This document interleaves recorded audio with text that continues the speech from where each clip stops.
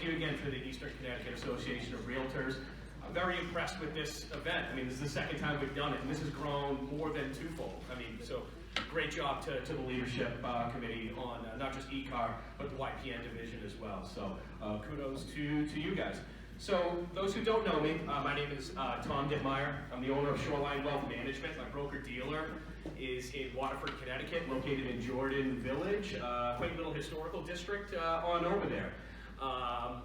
So what I do is I specialize in long-term and short-term investment strategies for individuals as well as small business. Part of my role is to increase folks' net worth and also decrease their taxes via either, again, long-term strategies or short-term strategies, whatever the case certainly may be.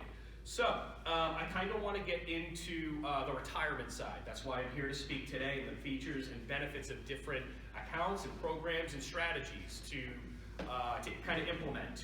I mean, fortunately, the thing with realtors are a lot of folks love what they do, and maybe they don't need to retire. But for folks that kind of want to ride off into the sunset at age 65, 70, whatever the case may be, yeah, this might be a good informative session for you as well. So first of all, why invest? Why not just tuck your money under the mattress, or like in the Depression era, stash it in your walls, or bury it out in the yard, like, you know, buried treasure, that kind of thing. Well, here's the thing, you're not going to get interest that way. All right, and the number one aspect is the price of goods and services today certainly might not be the same price you're looking at when you hang it up in retirement, okay? And one of the things as well is this is kind of the unique time periods where there's not a lot of pensions. It's not like it was back in the 1950s and the 1960s. Just stay with the same company you were at for 40 years, don't worry about a thing. You get to go watch, you retire, don't worry about the bills. Everything's taken care of. You don't see that anymore. Even if you get a 401k or a 403b through a corporate company, consider yourselves lucky, because those are kind of going by the wayside as well. So I want to kind of get into why you should even invest, okay? A colleague of mine at another group actually sent this to me. I had a birthday this last week, and he actually sent me a nice list of then versus now comparisons of cost of living, all right? So I was born in '83, so it's on a sliding scale depending on what your time horizon and what your age is to when you retire. But let me take you through a few fun facts here. So in 1983, a gallon of milk cost you $1.89. Today, $2.91. A loaf of bread, 54 cents. Nowadays, $1.27. A new automobile, $6,116. Today, it's $27,800. A gallon of gas, $1.25. Nowadays, it's $2.88. A new home on average, $105,444 back in '83. Today, it's $255,400. You can see where I'm going with this. The average income, $12,430. Today, it's $48,923. And a little fun fact I want to kind of wrap this up into is the Dow Jones Industrial Average, which is one of the widely quoted stock indexes that are out there. In 1983, its average trading was 1,258. Currently, in real time, it is now at 29,478 based upon 1 minute ago. Okay, need I say more?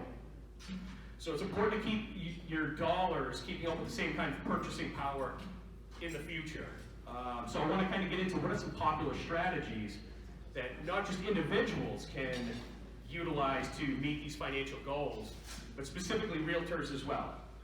All right, so the first strategy out there, I'm sure you've heard of it before, it's called an IRA, an individual retirement account. We actually touched upon it a little bit earlier on some new laws, and there's certain tax advantages to this as well. So let me just say, for example, if a real estate agent makes $100K for the year, okay, had a pretty good year, but they're going to go ahead and put $5,000 into a traditional IRA, all right?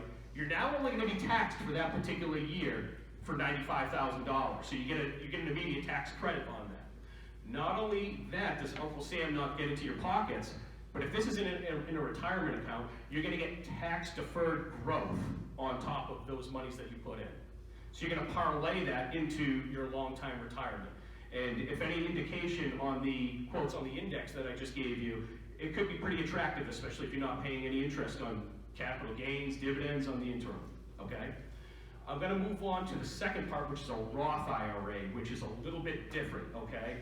This might be a decent strategy for folks that, shall I say, got more of a later start to retirement investing, that kind of thing.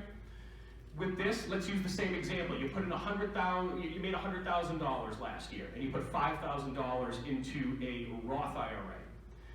You're still going to be taxed on $100,000 for that particular year, so you're not going to get the immediate tax benefit, unfortunately. But where this becomes a powerful tool is if that account stays open 5 years or longer, all the interest and all the gains that you make in that account until you actually pull it out, and when you pull it out, that's all tax-free, baby. You can spend the money on your own terms. So it becomes powerful. So think about it, 30 years of tax-free compounding growth. I just quoted you on 37 right there, but you can kind of do the math.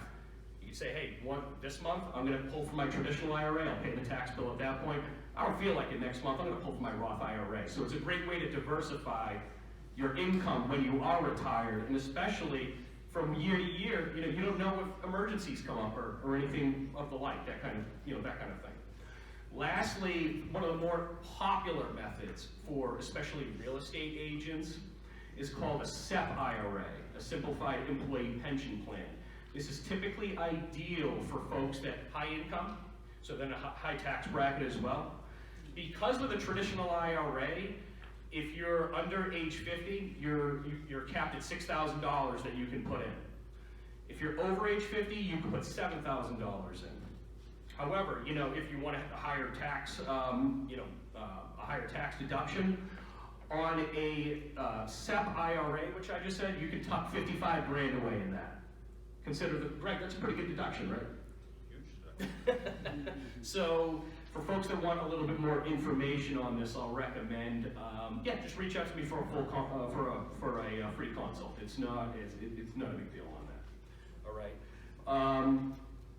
I just wanted to get into it. I know there was some questions on some new rules on the IRAs, but I think we have a question and answer side of it as well. Okay. So those are the most popular parts of investing, especially if you're a real estate agent, you're either starting your career, you're later on in your career.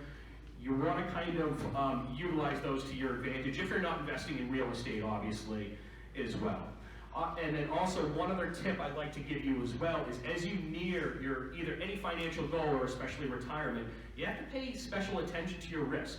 Investing does acquire a little bit of an element of risk to it, so it's important in terms of a strategy to make sure that you have an element of predictability when retirement comes afloat as well. So typically you want to get a little bit more conservative, but again, everyone's case by case, and it depends on everyone's walk of life as well, and where you come from economically, and where you are today, and your investment experience. It's all staying within those comfort levels as well that I certainly can provide assistance with and ongoing professional guidance too. So. Thanks again to the Eastern Connecticut Association of Realtors for having me up today. Fantastic event. I love the growth that this organization is getting, and all the best in 2020, and all the successes to all of you. Thank you.